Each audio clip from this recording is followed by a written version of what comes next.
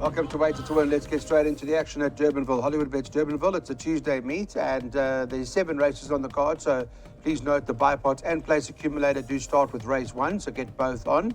At Waiter to Win's our handle on Twitter. Or we've got a WhatsApp number that you can take down and join us by sending your name and your email address.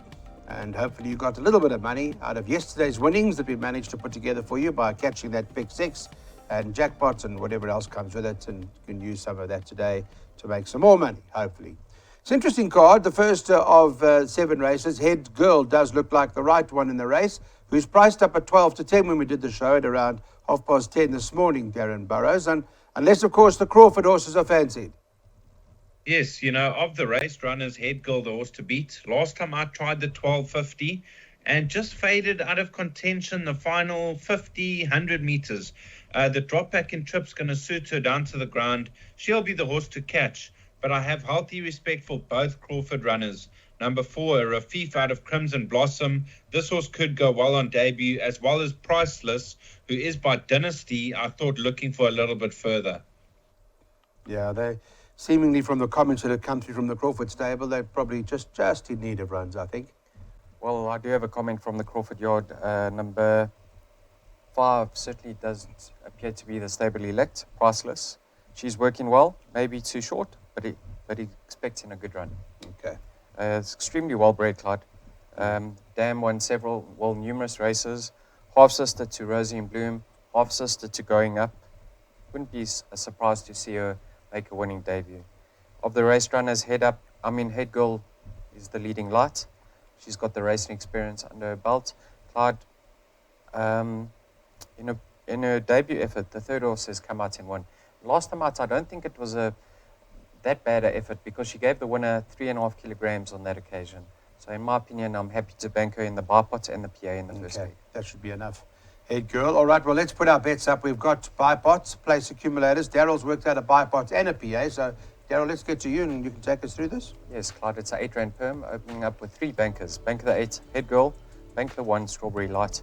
Banker the 1, Intimidator. By 6 and 7, by 6 and 10, by 2 and 8.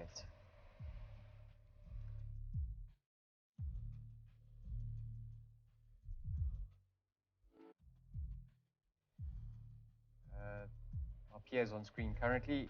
Banker the 8, banker the 1, banker the 1 by 6 and 7. I'm bankering the 6 in the 5th leg by 2 and 8.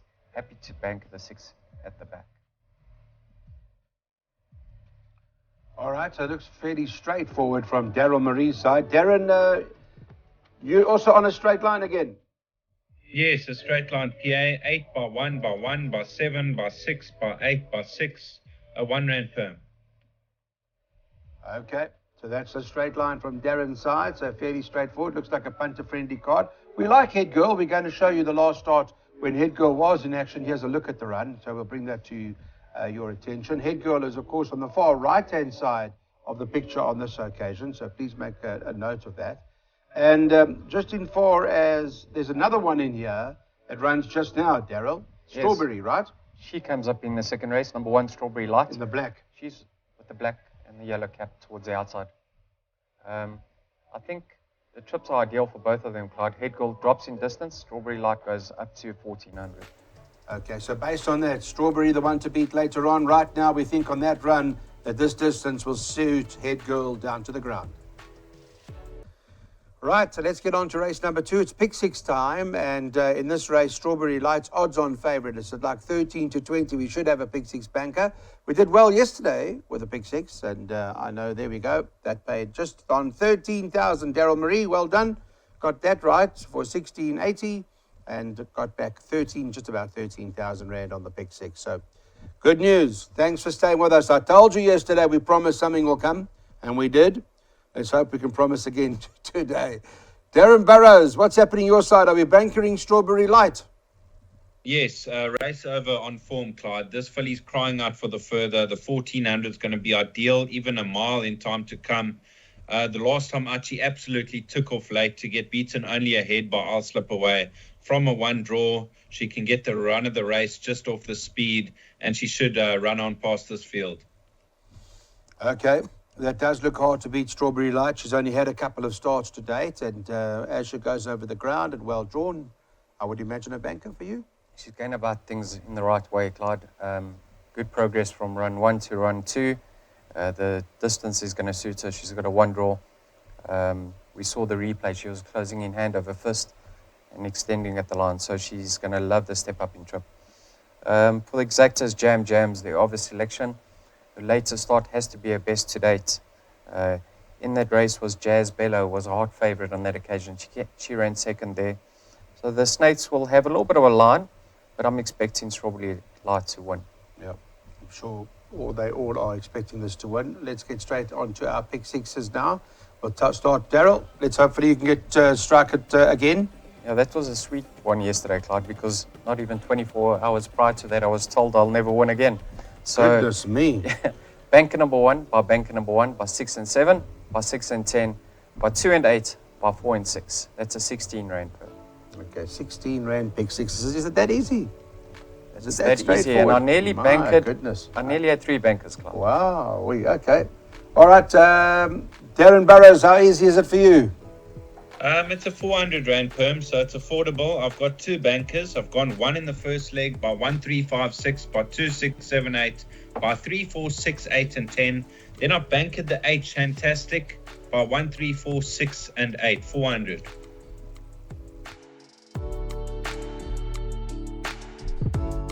This is a maiden class field. It's over 1,400 meters. We'll have a look at the lineup here now quickly in terms of how they're betting from a jackpot perspective. And we've got a 2-to-1 favourite in the form of number 5, William Rufus from the Dean Cannemeyer stable that Keegan DeMello is riding. And Justin Snaith has got Richard Faree on Intimidator, who's priced up at 7-2. And it appears from what we've looked at so far, Daryn, that perhaps it's those two. It is those 2, Clyde. You know, I did banker Intimidator in the PA, but my first choice is actually going to be William Rufus because this horse came to the course with a reputation. He was backed in on debut against Dave the King. No kind of run. He had a layoff, came back, and last time out on the bend at Durbanville, drawn 11 out of 11, he was flying home. The final 200 meters, he really took off strongly. There has been market support. If not in need of one more run, in a couple of months' time, you could say William Rufus a much better horse than Intimidator. But right now, Intimidator's in form. His form line's been franked. He should run a big race. So between those 2. Yeah, between those 2. And of course, as you say, William Rufus been in the good company of the likes of Ensuing and Charlie Croker and those horses. I mean, they're top horses at the end of the day. But what's your first choice? Top horses? Yeah. Are they? Sure. Aren't they? Oh, I think Prevalence could be anything. Yeah. I think Future Swing is a really, really nice horse. So in my opinion, I think Intimidator brings much stronger form into this race. I make Intimidator the one to beat. I thought he'd be much shorter in the market. I'm actually surprised to see him priced up around 7-2. Even prior to that, Eddie the Movers won again. Fire Lords 1-2. I think with that run under his belt, he's going to certainly be the one to beat, Clyde. Healthy respect for William Rufus, but he did have Master Josh and Charlie Croker alongside him on that occasion. He was certainly doing the best work late. Yes. He might just need one more and possibly even a mile. But I expect Intimidator to win today, Clyde. Bournemouth, watch this horse today. Next time out, over a mile or further, I think be with him. I think he could be a nice sort in the making. For me, I'm bankering Intimidator in all bets, and at 72, I suggest have a win bet. Okay, so it's a nice value from Darryl's side, Intimidator. So watch out for that. We're going to put a jackpot up in a moment, and here we go. We've got that jackpot as a combined jackpot for you guys. So the guys have worked together on this one. 1, 3, 5, 6, by 2, 6, 7, 8, by 3, 4, 6, 8, and 10, by 2 and 8. That's our jackpot. We've got a rerun that we're going to show you now, so let's go and have a look at when Intimidator was last seen in action. This is the run, Darryl, that you were talking about to Prevalence. That's right, Clyde. Prevalence is towards his outside in the Michael de Broglio silks, and then Future Swings right on the outside with the silver and the blue cap. Intimidator with the maroon sleeves, sticking on for third, but beaten by 2 serious racehorses.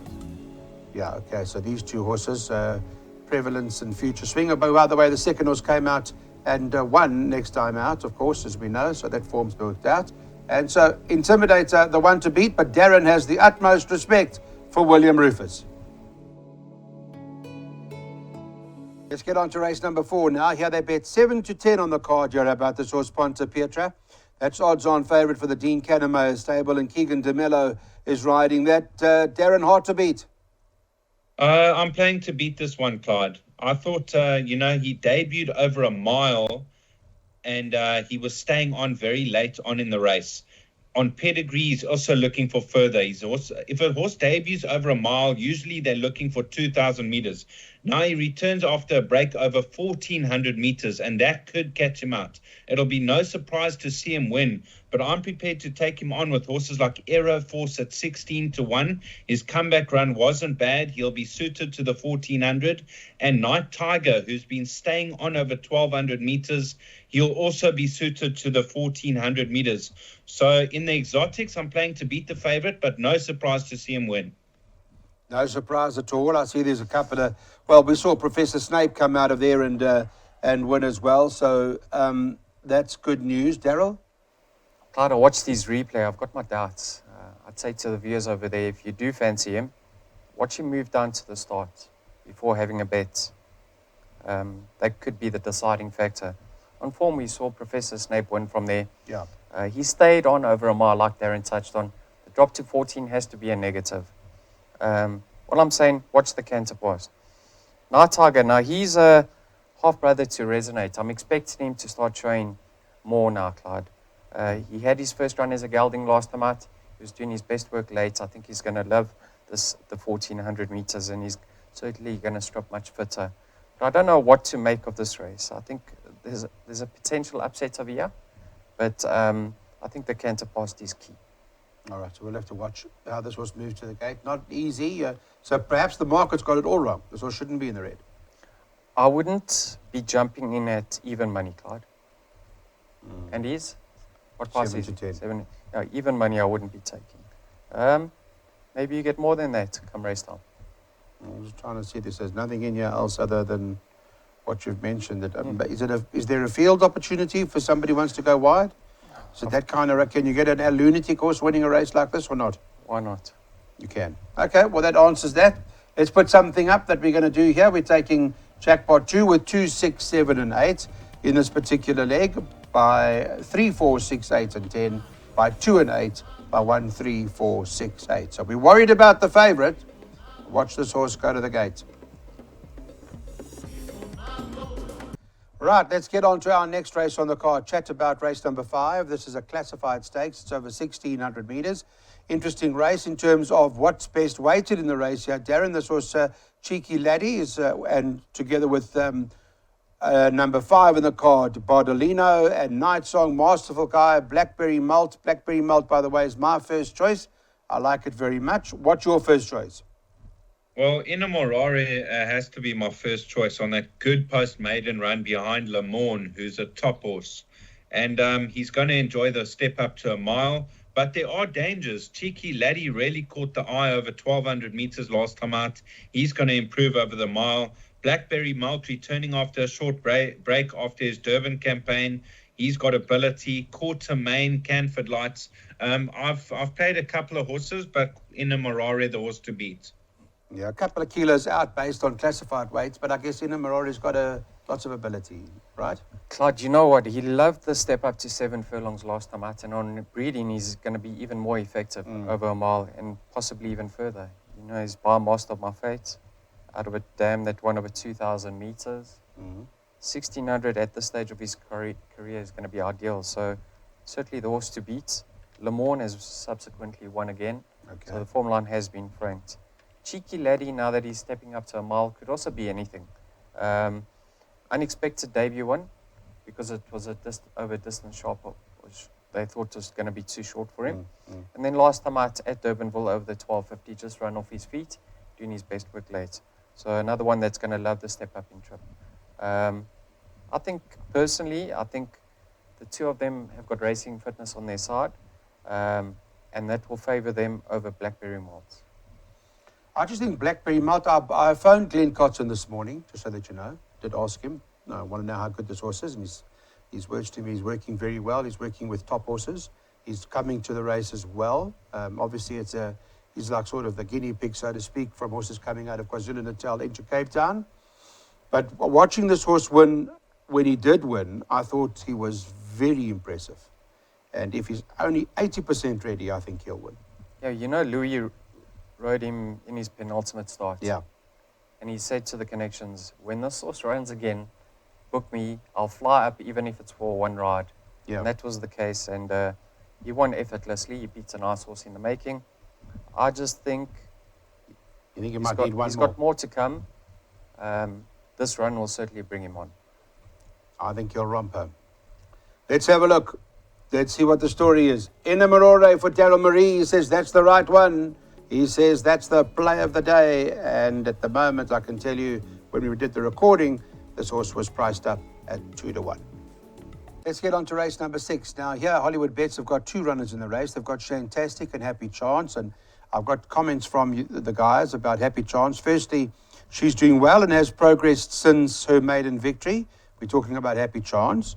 The daughter of Dynasty jumps from a good draw of 2 and is expected to be competitive on her handicap debut. So that's fancied, Happy Chance. In terms of Shantastic, or the stablemate, well, not stablemate necessarily, but for the other Hollywood Bets horse, this is what they say here. She ran a very good race over 12.50, and that was last time, and has come through the run very well. The daughter of Rafi steps over 1400, which will be right up her alley. With a bit of luck from her awkward draw of 8, she should have an each-way chance. So both are very strong, both are fancied. Thumbs up given from the syndicate on both, Daryn. Which of the 2 do you prefer? I'm strong on this horse, Shantastic. I haven't seen a filly with a turn of foot like this filly in a while. Last time out, I think she had 8 lengths to make up turning for home with that short run in, and she absolutely took off. She's got an electrifying turn of foot, and the 14 is going to be ideal. So even if she turns into the straight 4 or 5 lengths off, I think she'll run them down. I believe Happy Chance is a horse looking for 1,800 meters. The drop-in trip, not ideal. So I've banked Shantastic. Okay, so you're very confident about Shantastic. Good turn of foot you've made reference to, you, Darryl? Yeah, she's extremely well related, Clyde. She's a half-sister to Waterbury Lane. We all remember he ran 4th in the Daily News, just behind Safe Passage, Aragosta, Pumping Power. She's going to love the additional 150 meters, possibly even looking for a mile. Nice turn of foot. Happy Chance. Now, he has a filly that nearly came down going into that first bend. The jockey was almost dislodged. I thought for a relatively inexperienced filly, she did extremely well to pick herself up and still win on that occasion. She's another filly that we certainly haven't seen the best of yet. And despite her form line not holding up, I think she does have ability. And I've just backed her up with the favourite. So I'm not looking past the Hollywood Bets fillies here. So they should dominate here, right? Yeah, 2 and 8 is enough for me, Clyde. Interesting to see which will be the better of the 2. We'll see race time, of course, but they're both well. They're both fancied. If I have to read into the comments, I think Shantastic sounds the stronger, but we'll see how that all goes. And Daryn Burroughs is quite keen on Shantastic, says that's the horse to back, and is currently priced up at 28-10. Here's a quick look at the rerun. We're going to have a look at Shantastic, who's on the far left-hand side of the picture. Let's take a look at this particular performance, and you'll see her now. Watch the turn of foot in the closing stages, Darryl. Yeah, I mean, you can clearly see she's doing her best work later here, and one has to believe the step-up in trip is going to be favourable, Clyde. Yeah, Veronique, that's the one Daryn tipped when he fancied Pacific Green, Magnetic Time, Hear My Voice, they're in the race, but she's right on top of them, and she's a lovely horse. Okay, 7th and final. Let's get going. This is the last, a handicap over 1,400 meters. We talk about what the market looked like this morning when we were recording the show with the boys. And at this point in time, Catalea top of the boards for the Crawford stable. 17-10 was the price. 4 Act Naturally is the second choice at 9-2, and 11-2 about number 1, Enchanted Creek. You could get 6-1 about Parisian Girl, and then 7-8-1 and better about the others. Let's wrap up the last, Daryn. Any confidence about the favourites, or are we looking to run it over? No, I do believe the favourite will take all the beating, Catalea. Stable jockey in form. Last time out, that was a very strong 3-year-old fillies race behind Gimmy's Lassie. I thought that was a great effort. and definitely the horse to beat over Act Naturally, who was in the same race but is slightly worse off at the weights. So 6 to beat 4 for me. Okay, 6 to beat 4. Interesting thing about the race over here is when you look at a horse like, for example, Catalea, Louis Makotwa gets the ride this time round, and then you go back to Act Naturally, as Daryn alludes to, who was in the same race with Gimmy's Lassie, goes from Josh Solomons to Richard Faree, right? So perhaps there's a, what does James Goodman call them? Jockey ups. Jockey ups, yeah. I don't know about jockey ups in certain circumstances, but I would imagine Richard is a far more experienced rider, and one would imagine will get quite a bit more out of Act Naturally, or what do you think? Yeah, that's the reason why I've included her in my perms, Clyde. Clearly on paper, she's got her work cut out. I mean, Catalea beat her, and Catalea is 2 kilograms better off at the weights. Yep. But with Richard Faree on an improving young filly, certainly be no shock to see her reverse that form. Catalea has to be your first pick, Clyde. I mean, last time Daryn touched on, that was a very, very competitive middle stakes event. And she actually achieved a rating of 86. She's off an 82 in a handicap. That's 2 kilograms, well in, based on that effort. Being by Silvano, she's going to improve with that run under her belt. So, Catalea, confident first pick. But back to up in all exotics with Act Naturally. So, Darryl, tell me about the other one of Snaith's, Call Me the Breeze, who's had only the one run. So, well, it's a couple of runs since, a run since a couple of months of break. Yeah, she broke a maiden in Fairview. Yeah. In So she's not in that class. I'll be surprised to see her win over here. And this horse Perilla, just a quick one on that. Yeah. I'm just looking at the 3-year-olds because the two favourites are the improving 3-year-olds. They're progressive. Perilla beats a filly called Simply Beautiful. You can beat her. Dinkum. Yeah. If you line up with Simply over 50, No, I'm trying to work out the 3-year-olds in the race as to the most progressive, and the most progressive in this lineup are the top 2 in the market. And who makes more progression, I suppose, is who you want to back. Let's find out then what the boys have decided to go with. Well, they've decided to box to go with 1, 3, 4, 6, and 8, despite the fact that we do believe the top 2 in the race, Catalea and Act Naturally, should battle this out. Thanks, guys. Thank you once again for watching Waited to Win. We really appreciate your support at Hollywood Bets Durbanville on this Wednesday afternoon. We've heard about 2 rockets running on Thursday. Make sure you watch the Thursday show.